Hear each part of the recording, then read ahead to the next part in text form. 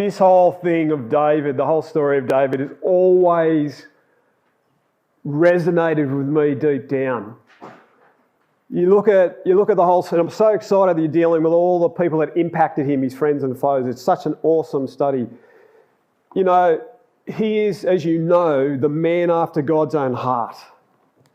And for me, that's always resonated with me. I want to be that guy. I've always wanted to be that guy that connected deeply with our Heavenly Father and was on the same page, the same wavelength, with his same values, understood what was important to him, had the same passion. I've looked at that and I wanted to be loved by God the way David was loved by God. And I want that for you when you, through the journey of your life, when you get to my age and you've looked at it over and over again and more things come out to see it resonate with you. And I want that desire, that's my desire for you to have that passion and interest in being the one that was the man after God's own heart. It's awesome. So, very excited. We're going to start off with a little story. It may embarrass one or two people here tonight, this afternoon, but nevertheless, I want to tell it. Some of you may know that our family travels to Seal Rocks for a family holiday for a couple of weeks in January. And we've been doing that for, I guess, coming up to nearly 20 years. For us, we've only just moved, but most of the time we'd travel there, we were travelling from the Southern Highlands in New South Wales, which was a 5-hour trip to this place called Seal Rocks, this beautiful campground on the beach, this magical place, my favourite place to be. I can go out in the sun, in the water and surf with my friends.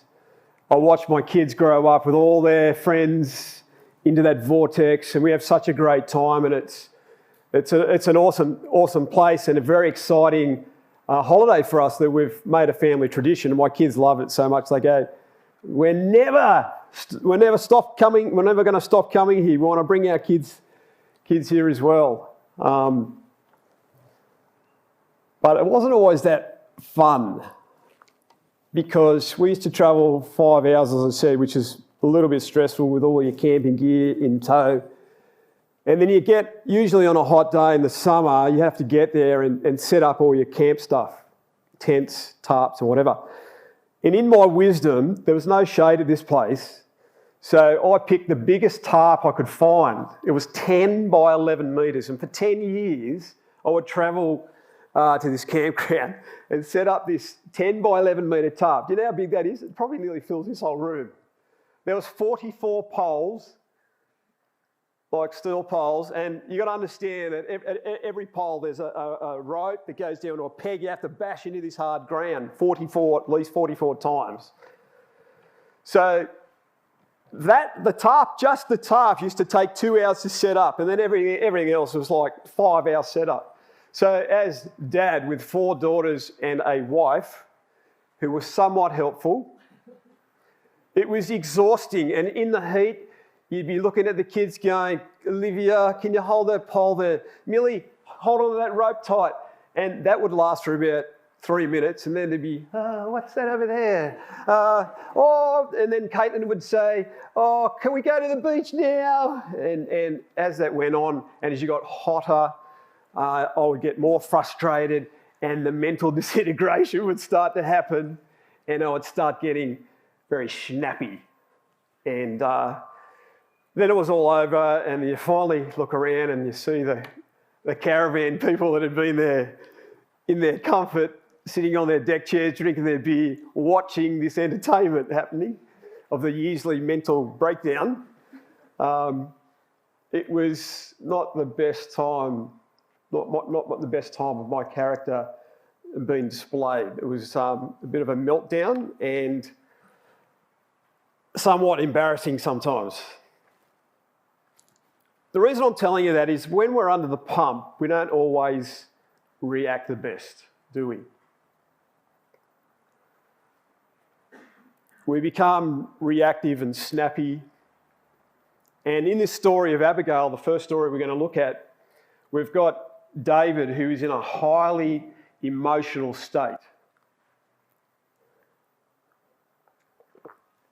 And I want to, before we move on, I want to paint the picture of the emotional state that David's in at this point, where we need to understand when this interaction with Abigail happens, is David's world had been turned upside down from being the hero that was loved by everyone to this outlaw and who was being pursued by this mad, jealous and paranoid king.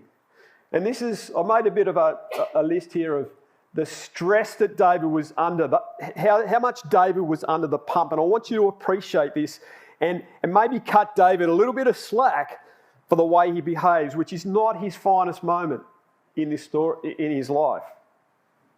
So we need to understand that his wife Michal, when he first had to flee from Saul, let him out of a window and escape the palace. And he never saw her again for 19 and a half years, if you do the calculations, until he became king of all Israel and Judah. And in that time, his wife was given away to someone else. And as we go through these, I want you to think about how you would feel in your heart if this happened to you. He was a fugitive for, when you do the calculations, for roughly 12 years. He was hunted, it says, like a flea or a partridge in the mountains. He was in caves and forests and rocks and deserts. And at this time of Abigail, I would only be guessing, but maybe he's halfway through this experience where he's been hunted. Do you know, years ago, I forget when it was, but there was this guy, Australia's most wanted man. He'd killed a policeman, done all these other horrible things, and he was on the run for 7 years. His name was Malcolm Naden, I think. And they finally captured him. And when he got captured, he said to them, "It's such a relief. I'm so sick of being on the run for 7 years." Where he always had to sleep with one eye open, always living with a high degree of stress and anxiety. And this is the same with David. Not only that, his associates were 400 to 600. This is what it says about them. This is how it describes his associates. They were disgruntled and bitter, wicked, worthless men. The majority of them did not share his integrity, his outlook on life. They were his companions. And when we're talking about his companions, his best friend, who we're going to talk about in the next study, Jonathan, he saw once in that 12-year period. And even then, we're not even told how long. It doesn't seem like it was for a very long time at all. He had to relocate his elderly parents to a safe house in a foreign country of Moab because he was so worried about them. He makes some poor choices, which were unfortunate, not evil, but poor choices, and the consequences of them were severe. He made this choice where his men were so hungry, he goes to the tabernacle at Nob and asks the priest for some bread, and they give him this old showbread. And Doeg, remember this story? Doeg the Edomite's in the background, and he dobs on him.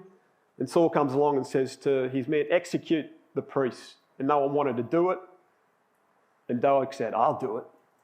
He pulls out his sword and he executed and wiped out the whole priesthood in one day. 85 priests. And Abiathar was the sole survivor and ran to David. And David has this meltdown, emotional meltdown, and realises the poor choice he had made.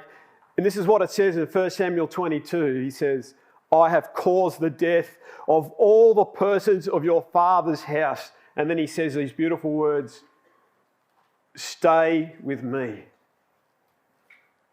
Imagine how the emotional distress he felt at that event.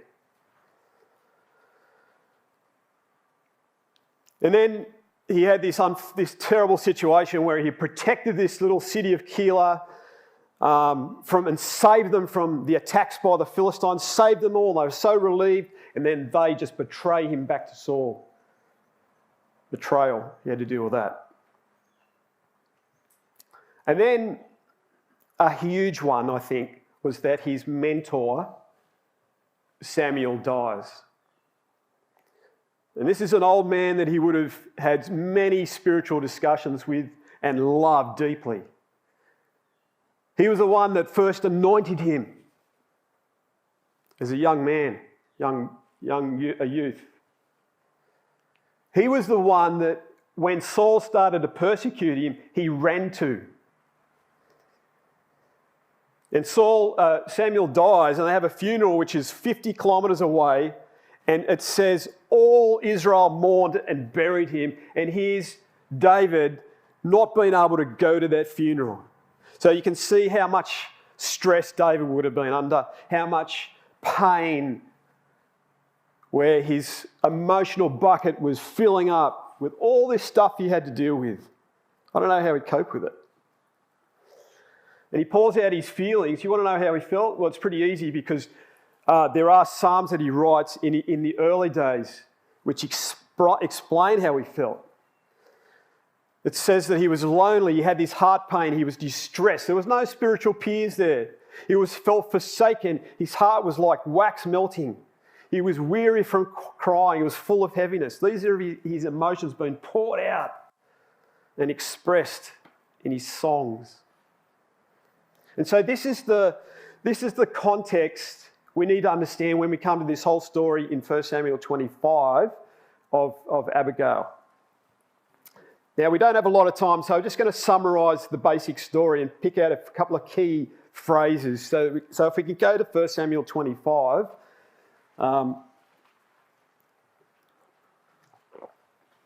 we're joining the story where David's in this highly emotional and vulnerable state. And we're introduced to Nabal and Abigail. And in verses 2 to 3, we read about Nabal, who was super rich. He had 3,000 sheep, 1,000 goats. But it describes him in verse 3 as a harsh and evil man. Verse 17, a scoundrel. And they were shearing his sheep in Carmel, which was about 2 k's away from Maon, where David was. And even when you think about that, they're shearing sheep, you get wool, you get money for wool. So it would have been rolling all this money from all this event that was happening. And it describes his wife Abigail as someone in a contrasting way. She was good, she had good of understanding and beautiful. And we know from verse 42, she had at least 5 personal maidservants. So she was living in luxury with this guy, but they were quite different. And he was a terrible man to live with. Still married to him. And David and his men lived amongst the shepherds of this rich landlord and were good to them, it says. It says that his men and David were like a wall to these shepherds. They protected them, they cared for them. And one day David and his men, as the story unfolds, is hungry. He sends men to ask for food. Nabal rejects them and says, "Who's this son of Jesse? He's just another rebel servant," in verse 10. And the anger of David, as you can understand and appreciate, wells up. His bucket is so full from all that other stuff we looked at. This is just another event of injustice. And he blows up. And I can imagine David, if we were hanging around, I can imagine him saying things like, "If it wasn't for me defeating Goliath, the Philistines would have taken all their land and they would have been paying taxes. They wouldn't have been rich. It's because of me that they're free. And we gave them protection the whole time. Look at them. Why are they treating us like that?" I can see the veins in his neck popping out and he's just getting so red and angry. Let's read verse 21 and hear his rage. David had said, "Surely in vain I've protected all that this fellow had in this wilderness, so that nothing was missed of all that belongs to him, and he has repaid me evil for good." As a result of that, he says to 400 of his 600 men, "Strap on your sword, we're going to go and wipe out all the males in Nabal's household." He has his brain explosion. You think about that, he wasn't just going to kill Nabal, the evil scoundrel, he was going to kill all the servants. We don't know what those servants were like. They might have been sort of gentle, nice guys. David didn't care, he was going to go and wipe the whole lot of them out.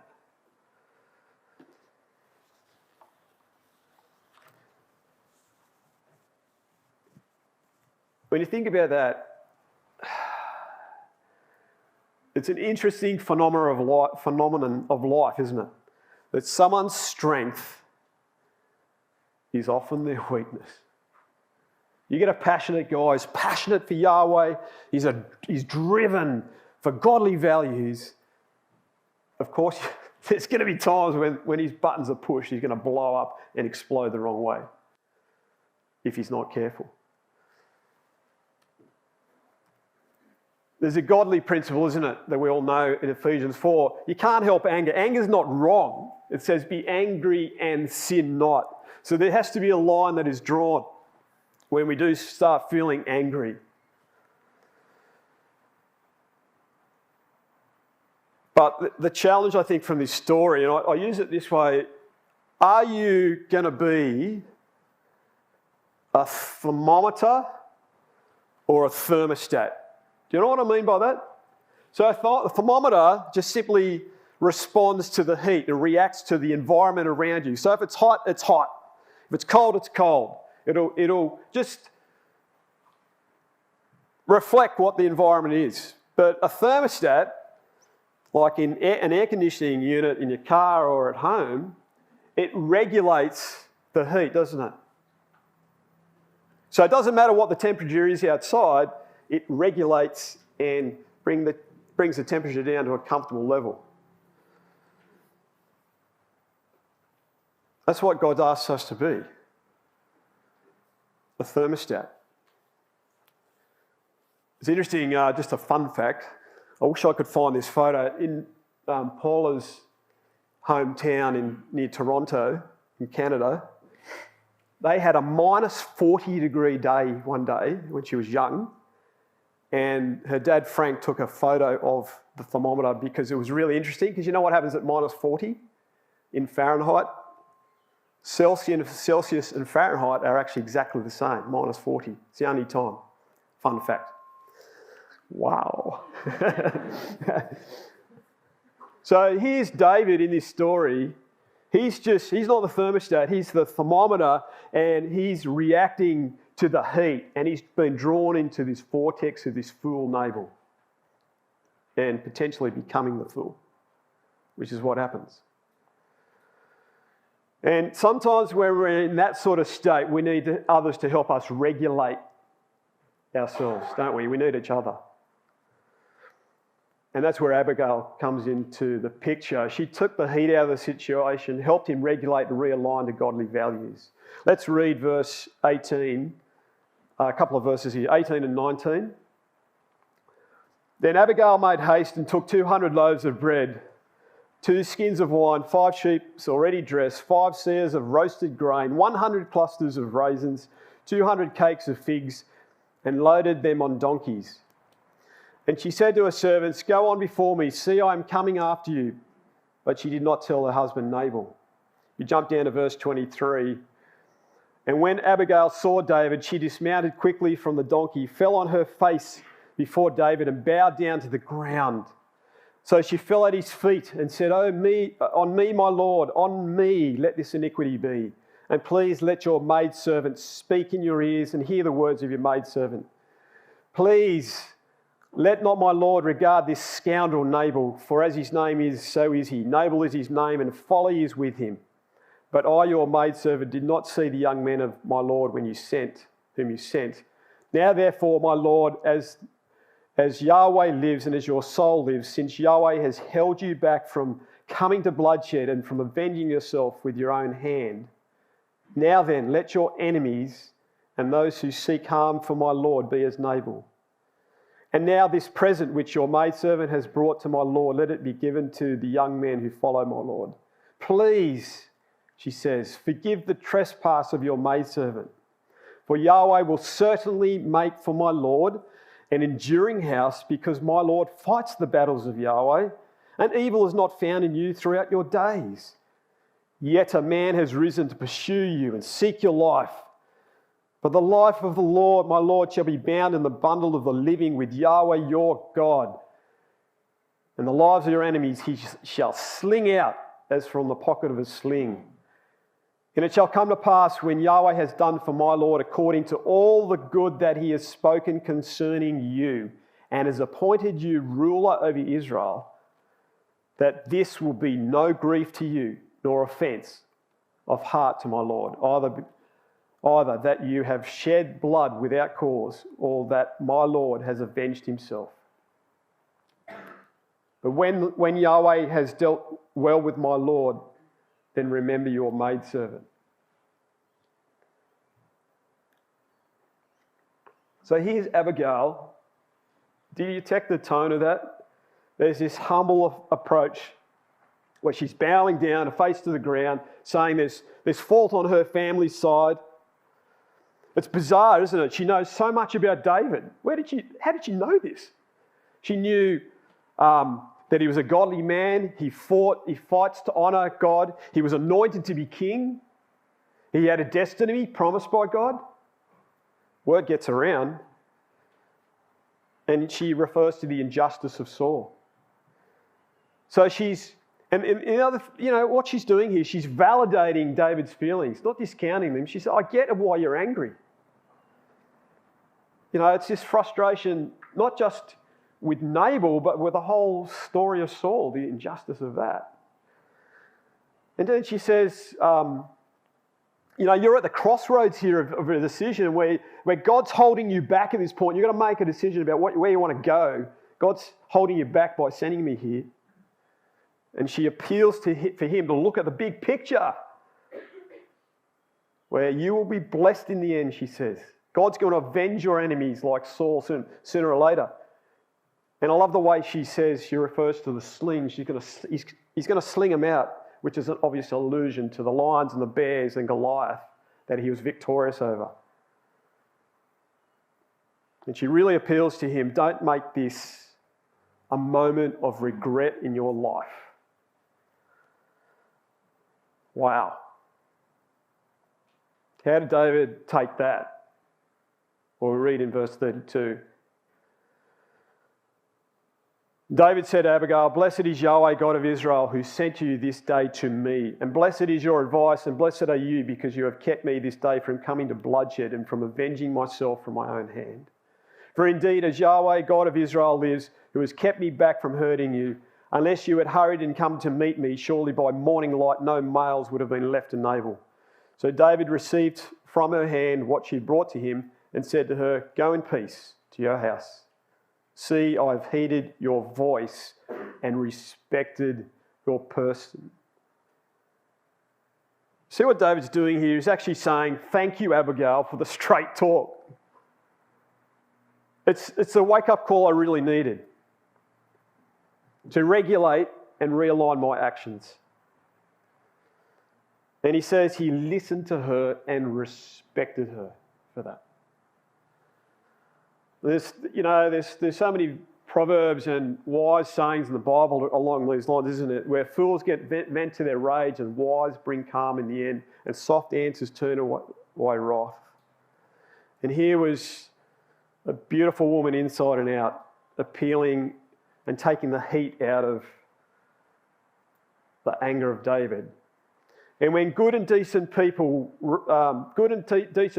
respond to that straight talk when they're out of line, especially God-focused people like David.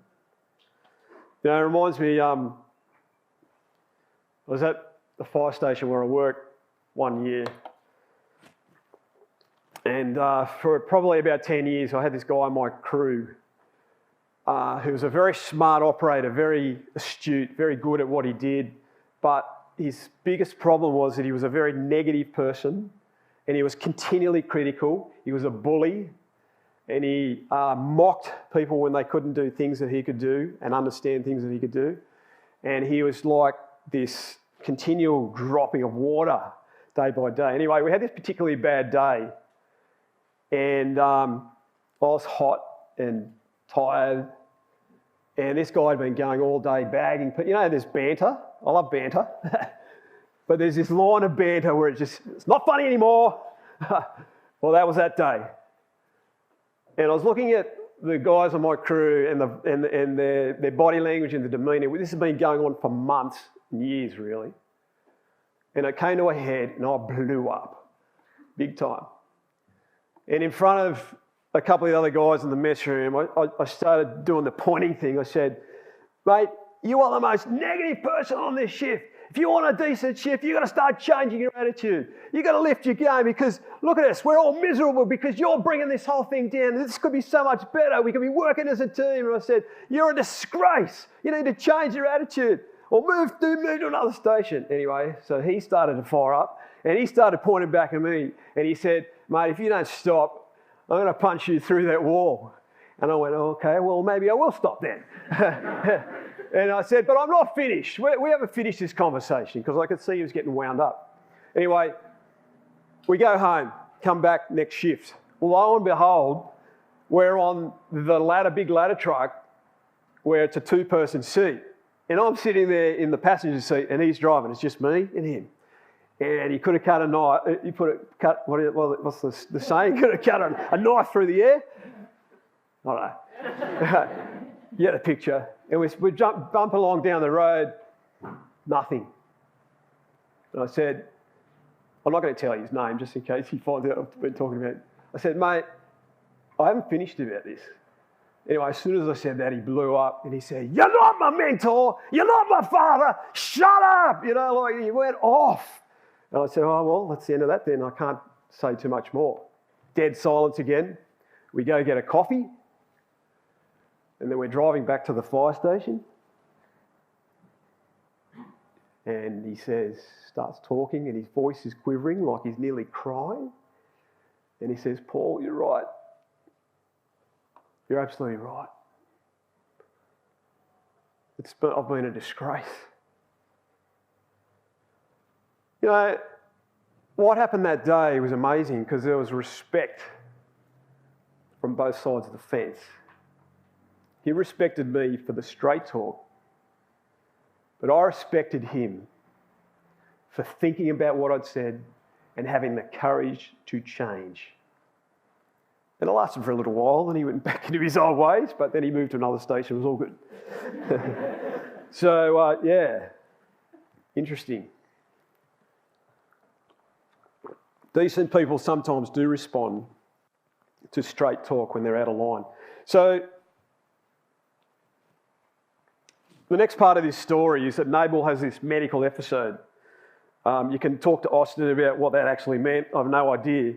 But 10 days later, God strikes him and he dies. And God avenges David's injustice. And that's the thing, isn't it? He says here in verse 39, it says on the screen here, blessed be Yahweh who has pleaded the cause of my reproach from the hand of Nabal and has kept his servant from evil. For Yahweh has returned the wickedness of Nabal on his own head.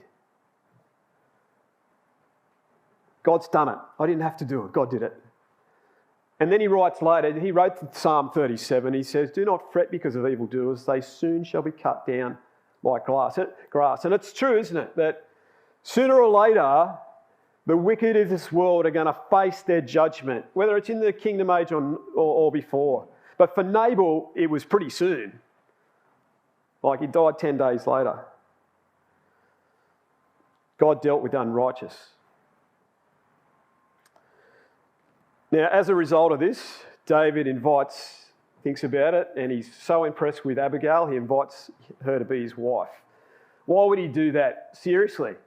That's because she was the virtuous woman that Proverbs often talks about, doesn't it? She's displayed all those magnificent characteristics. She does him good and not evil all the days of her life. She opens her mouth with wisdom. A woman who fears the Lord shall be praised. And that's so true for her. And for us guys, that's what you want to find. We all know that. Find your Abigail. And girls, find the male version, whatever that is of that. You know what I mean? So Abigail accepts this offer to be his wife. Now, I want you to think about that in the context of who she was and how hard a decision that would have been. Where she was, that's not a small thing. She was this wife in a very comfortable, luxurious position, married to this rich dude, that she was now choosing to leave to join David in all the discomfort of being a fugitive. Think about how hard that would be with all her maidservants and the difficulties of living in caves and rocks and moving constantly. That's a big, big thing that she chose to do, to join David in his discomfort. And there's that story, you know that story, that one of the really big discomfort days that she experienced was, do you remember that how that Philistine king gave David that little town of Ziklag to occupy when he was seeking refuge from Saul? Well, they go there, him and his men go there, and one day they're out doing, raiding and fighting, and Amalekites come in and destroy that whole town, burn it all, take the wives and the children off captive. And the men come back, remember the story? And they're that stressed about it, they are weeping, these grown, tough, battle-hardened soldiers, all weeping, so it says they couldn't weep no more, they were that distressed. And then they wanted a scapegoat, so they said, David, you're at fault for that. That's one of the stressful situations of living with a man on the run. And she chose to do that. What a beautiful woman. She impacted David a lot, didn't she? Because we don't have time to look at it in detail, but the next chapter, David gets the opportunity to kill Saul again. And I'm sure he had that decision to make again, to take his own vengeance or leave it to God. And the impact of and influence of Abigail would have helped him to be solid again in his integrity. And I love that when he talks to, I think it's Abishai, he said, I'm just going to punch a spear straight through him. I've got the opportunity. And he says, no, can't do that. God will strike him. His time will come to die naturally, or he'll be killed in battle. It's all good. All right, we better keep moving. Abigail. Be like her. What do I mean by that? There's going to be an appropriate time when you and I are going to need to speak out against ungodly behaviour. And nobody likes confrontation, do they? Put your hand up, you love confrontation. Oh, maybe we shouldn't do that. No one really likes confrontation. It's awkward, it's uncomfortable. And it takes courage. But I want you to think about this. If you don't speak out at the appropriate time, what is the damage and the fallout if you don't? You need to think about that. Wisdom in handling conflict. She was super wise in this. Think about it. She was humble. She acknowledged. So if we want to be an Abigail, we need to be humble and we need to acknowledge any part in the problem. We're not coming from the high and mighty position that I'm always good, I'm always perfect. It's humility is really important if we want to get anywhere. We need to validate feelings of people who are angry and understand their why. Why do they feel like they do? Is there an injustice? We need to validate the fact that they are angry, they are frustrated. You just get over it.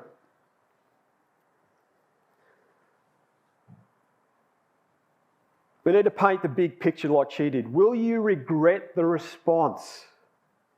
There's this saying which goes, I think it goes like, speak when you're angry and you'll give the best speech you ever regret. It's true. Take a breath before you jump in and send the email or send the text message or say what you want to say. It's a bit like this. Caitlin suggested this. When you get angry, you take a breath, count to 10. That's good advice. But she likes to throw a punch. You don't know one expect. You're allowed to say that. No. Okay. So just that first bit's probably the thing we need to look at. All right? We need to value and find... Oh, sorry, there's one other thing. Walk and support in the journey of discomfort. We need to help each other to fulfill the destiny of being a king. And support them in the journey of all the trials and discomforts that happen, like Abigail was prepared to do. I love it in verse 41. We'll just read verse 41. It says, she arose when she was asked to be his wife. She bows her face to the earth and says, here is your maidservant, a servant to wash the feet of the servants of my Lord. Here I am just to wash your feet in your discomfort. That's so beautiful. And that's exactly what Jesus talked about when he said, you know what, we've got to get out and wash each other's feet in John 13. I gave you that example. Value and find, appreciate friends. It's not just being like Abigail, it's finding them as well. Especially if you're a passionate person. You know, I'm very thankful for my wife. She's a very calming, gentle influence. She's my Abigail. Isn't that beautiful? Are you listening, darling? She helps me make me calm. I'm a pretty fiery, passionate person sometimes. You would never know. But she's so many times she's saying, no, just calm down, just take a breath. Like, it's all good. You need to find people like that, especially if you're a passionate person. So the last time David, so we're now fast forwarding. Right now, this is so many years later, where David is now king over all Israel and Judah. The last time David saw Michal was when she, as I said before, she helped him escape the palace. If you calculate that, there's 12 years on the run and 7.5 years where he was king just over the tribes of Judah. So 19.5 years has passed since he's seen his wife. He's got 6 other wives by this point, I think it's 6, including Abigail, who's a beautiful woman. And he says, I want Michal back. Why ask for Michal back? It seems harsh. And, you know, you read the story in 2 Samuel 3, her husband that she was given to is so upset. He's sobbing as she's being sent back to David. Why would David ask for her back? And I'll just go through this. I wanted to spend a little bit more time on this. But first of all, I think there's a political reason. The nation of Israel and Judah are at war, and a long war, it says. And Michal was associated with the house of Saul. So David was working for national unity and peace as he became king over both. I think that's potentially one of the reasons. But I think also the other reason was that he's a man of principle. So he never ever divorced Michal. And he's a very big keeper of his covenants. And that's why he was connected so strongly with God as a man after his own heart, because God's the same. David had killed 200 Philistines. I don't know how easy that is, but I suspect it's pretty hard. He paid that price for her, the bride price. As far as he was concerned, she's still his wife. And there's no children to complicate the issue, so she asks for him back. There's this thing in the Jewish Talmud, which are these ancient Jewish traditions. I don't know how true this is, but they say that Paltiel was this man of honour that never slept with Michal and placed a sword between their beds and respected her still as David's wife. I don't know how true that is. But it's interesting because Michal never had children in 19.5 years. So I'm going to suggest to you we've got a very resentful and bitter Michal, like King Saul, her father. She was disrupted and put in a very uncomfortable situation, but she couldn't comprehend the big picture of why David was doing it. It was just caught up in her bitterness. Then you come to 2 Samuel 6.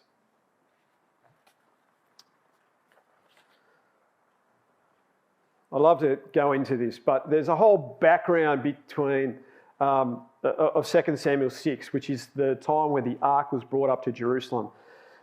You need to check this out because it's so cool that I'll just show you this one slide. David was so passionate about bringing that ark to Jerusalem, what that meant for the nation in terms of godliness being spread and God being glorified through the whole nation. He was passionate about it since he was a young shepherd. And you read about it in Psalm 132. He said, I'm never going to rest till I find a place for that. And all his life, he was super focused and passionate about that objective. That explains why, his passion for that explains to me why David, when he killed Goliath, remember what he did with the head of Goliath? He didn't just put it in his tent. He took it 30 kilometres away to Jerusalem and stuck it potentially on a pole in the middle of, it was called Jebus then, in the middle of Jebus, and said, he said, I'm coming for you because that's God's chosen place.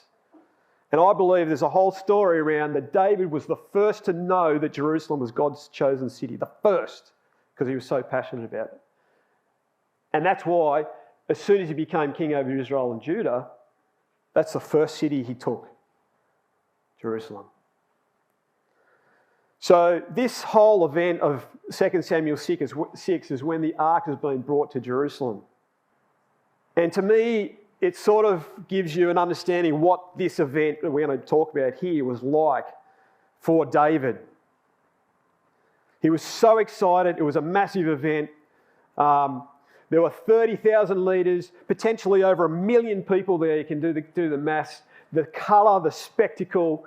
There was that much music, it says in the Chronicles record. They played with all their might.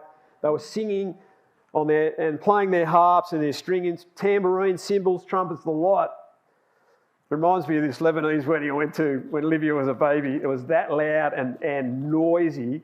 Livia started screaming because of the noise. We had to take her outside, and then she proceeded to fall out of a pram and then freaked everyone out. That's another story. So then you've got David taking off all his kingly robes and shouting with his people and dancing with all his might, leaping in, whirling in this state of euphoria. This has been his whole objective, his whole life, his passion. The reaction of Michal, as we read we didn't read this bit, but let's read verse 16. She looked through a window and saw King David leaping and whirling before Yahweh, and she despised him in her heart. This is David's best day ever. The biggest day of his life, honouring God and fulfilling a full-on lifetime ambition. And he's there blessing the people. He gave everyone gifts. It was the best day ever. He made offerings to God. And in the end of that, that was the best day ever. He walks into his house, and we read in verse 20, Michal comes to meet him and says, how glorious was the king of Israel today. And so it goes on.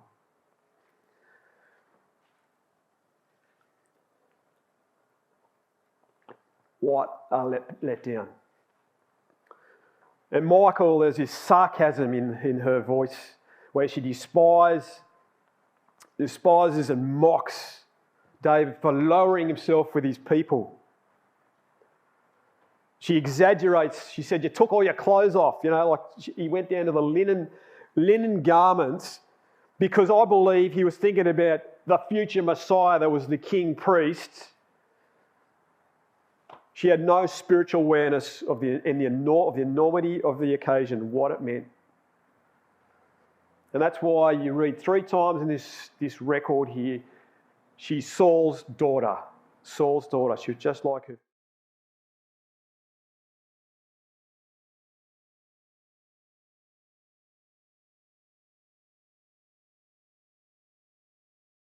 It said to Michal, it was before Yahweh who chose me instead of your father. And at the end of the verse, I'll play music before Yahweh. See, his excitement and euphoria wasn't about his self-promotion. It was about honouring God and everything that meant to him. It was before Yahweh. And Michal just didn't comprehend the big picture. She wasn't spiritually focused, nor was she supportive of his passion in honouring God. And that's Isn't that's such a stark contrast to Abigail? And as a result of that, she had no children. It's a cameo of Jesus' Michael, isn't it? The Jews. He disrupted their life. He challenged them to live by high principles for the benefit of others, and he was there to honour God. And in bitterness, they despised him and mocked him as a Messiah whose only objective was to honour God by saving people from all walks of life. And the Jews paid for that in AD 70 when they had to eat their own children. Remember that? In the siege of Jerusalem. So it's like a big echo back to this whole story of David. All right, lessons.